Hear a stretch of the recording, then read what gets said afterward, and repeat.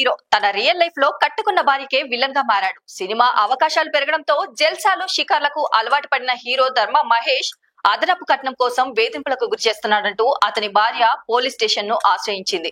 దీంతో హీరో ధర్మ మహేష్ మీద గచ్చిబౌలి మహిళా పోలీస్ స్టేషన్ లో కేసు నమోదైంది.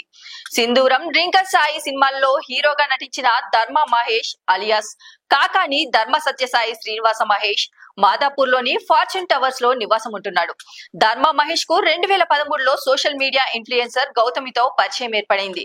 ఈ పరిచయం ప్రేమగా మారగా 2019లో వీరు వివాహం చేసుకున్నారు. వీరికి ఒక కుమారుడు కూడా ఉన్నాడు. దీంతో గచ్చిబౌలి మహిళా పోలీస్ స్టేషన్ లో హీరో ధర్మ మహేష్ మీద బిఎన్ఎస్ పలు సెక్షన్ల కింద సెక్షన్ 4 ఆఫ్ డిపి యాక్ట్ కింద పోలీసులు కేసు నమోదు చేసి దర్యాప్తు చేపట్టారు. ధర్మ మహేష్ గతంలో సైతం వేధింపులకు గురి చేయడంతో పోలీసులను ఆశ్రయించగా పోలీసులు కౌన్సిలింగ్ ఇచ్చారని, కానీ ధర్మ మహేష్ తీరు మారకపోవడంతో మరోసారి పోలీసులను ఆశ్రయించినట్లు గౌతమి తన ఫిర్యాదులో తెలిపింది. లైక్ చేయండి, షేర్ చేయండి, సబ్స్క్రైబ్ చేయండి. మరిన్ని వీడియోల కోసం బెల్ సింబల్ పై క్లిక్ చేయండి.